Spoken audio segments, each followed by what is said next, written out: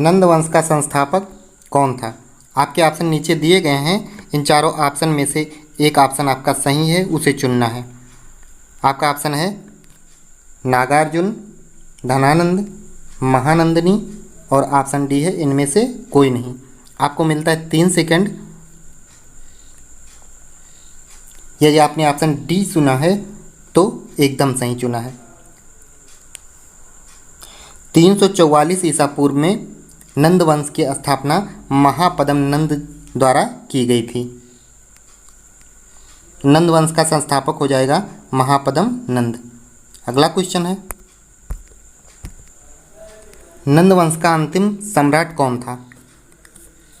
आपके ऑप्शन है महापद्म नंद, धनानंद, कालाशोक और ऑप्शन डी है इनमें से कोई नहीं। आपको मिलता है 3 सेकंड। यदि आपने ऑप्शन बी चुना है तो एकदम सही चुना है। नंद वंश का अंतिम सम्राट धनानंद था। धनानंद को ही पराजित कर सम्राट चंद्रगुप्त मौर्य ने मौर्य वंश की स्थापना की थी। अगला क्वेश्चन है, आजीवक संप्रदाय के संस्थापक कौन थे? आपके नीचे ऑप्शन दिए गए हैं, इनमें से आपको चुनना है। आपको मिलता है 3 सेकंड। यदि आपने ऑप्शन बी को प्राथमिकता दी है तो आप बिल्कुल सही हैं। अगला क्वेश्चन देखते हैं,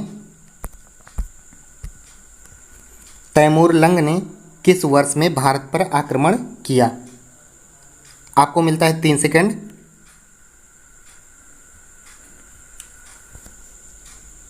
यदि आपने ऑप्शन सी चुना है तो बिल्कुल सही चुना है, 1398 ईस्वी। तैमूर लंग ने भारत पर 1398 ईस्वी में आक्रमण किया था। लोदी वंश का संस्थापक कौन था? आपके ऑप्शन हैं बहलोल लोदी, सिकंदर लोदी, इब्राहिम लोदी या इनमें से कोई नहीं। आपको मिलता है 3 सेकंड, जल्दी से उत्तर बताइए। यदि आपने ऑप्शन ये चुना है बहलोल लोदी तो बिल्कुल सही है। लोदी वंश का संस्थापक बहलोल लोदी था।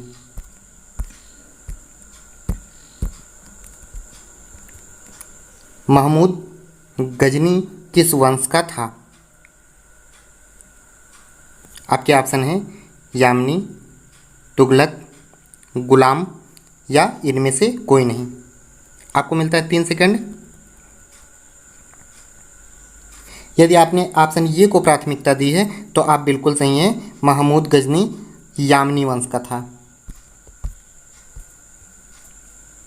शून्य की खोज किसने की?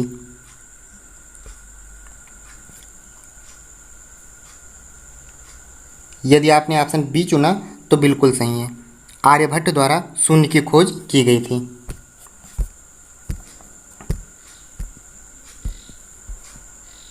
किस विदेशी यात्री ने भारत का दौरा सबसे पहले किया था? आपके ऑप्शन है Bhaskar, option B Megasthenes, option C Vasumitra या ऑप्शन डी इनमें से कोई नहीं। यदि आपने ऑप्शन बी को प्राथमिकता दी है तो बिल्कुल सही है। मेगस्थनीज ने भारत का सबसे पहले दौरा किया था। किस व्यक्ति को द्वितीय अशोक कहा जाता है? आपके ऑप्शन है हर्षवर्धन, चंद्रगुप्त मौर्य, समुद्रगुप्त या इनमें से कोई नहीं। यदि आपने ऑप्शन ये को प्राथमिकता दी है तो आप सही हैं, हर्षवर्धन। हर्षवर्धन को द्वितीय अशोक कहा जाता है। बाणभट्ट किस साम्राज्य के राजदरबारी कवि थे? आपके ऑप्शन है कनिष्क, कुमारगुप्त, हर्षवर्धन या इनमें से कोई नहीं। यदि आपने ऑप्शन सी चुना है तो आप बिल्कुल सही हैं, हर्षवर्धन। बाणभट्ट हर्षवर्धन के दरबारी कवि थे। सोने के सर्वाधिक सिक्के किस काल में जारी किए गए थे? आपके ऑप्शन है गुप्त काल में, कुषाण काल में, मौर्य काल में या हर्षवर्धन काल में। यदि आपने ऑप्शन ये चुना है तो आप बिल्कुल सही है, गुप्त काल में। सोने के सर्वाधिक सिक्के गुप्त काल में जारी किए गए थे। किस गुप्तकालीन शासक को कविराज कहा जाता है? आपके ऑप्शन है चंद्रगुप्त मौर्य, कनिष्क, समुद्रगुप्त या कुमारगुप्त। यदि आपने ऑप्शन सी को प्राथमिकता दी है तो आप बिल्कुल सही हैं, समुद्रगुप्त को कविराज कहा जाता था। गुप्त राजवंश किस लिए प्रसिद्ध था? आपको नीचे ऑप्शन दिए गए हैं, उनमें से चुनना है। साम्राज्यवाद, कला एवं स्थापत्य, राजस्व एवं भूमि कर या ये सभी। यदि आपने ऑप्शन बी को प्राथमिकता दी है तो आप बिल्कुल सही हैं, कला एवं स्थापत्य के लिए गुप्त राजवंश जाना जाता था। गौतम बुद्ध द्वारा भिक्षुणी संघ की स्थापना कहाँ की गई थी? आपके ऑप्शन हैं सारनाथ में, कपिलवस्तु में, वैशाली में या इनमें से कोई नहीं। यदि आपने ऑप्शन बी को प्राथमिकता दी है तो आप बिल्कुल सही हैं, कपिलवस्तु में गौतम बुद्ध द्वारा भिक्षुणी संघ की स्थापना की गई थी। गौतम बुद्ध ने अपना पहला उपदेश कहाँ दिया? आपके ऑप्शन है कुशीनगर, बोधगया, वैशाली या सारनाथ। यदि आपने ऑप्शन डी चुना है तो बिल्कुल सही है, सारनाथ। गौतम बुद्ध ने अपना प्रथम उपदेश सारनाथ में दिया था। बौद्ध धर्म एवं जैन धर्म दोनों के उपदेश किसके शासन काल में दिए गए थे? आपके ऑप्शन हैं अशोक, बिंदुसार, अकबर व बिंबिसार। यदि आपने ऑप्शन डी चुना है तो आप बिल्कुल सही हैं, बिंबिसार। बौद्ध धर्म एवं जैन धर्म दोनों के उपदेश बिंबिसार के शासनकाल में दिए गए थे। ऑप्शन डी सही है, बिंबिसार।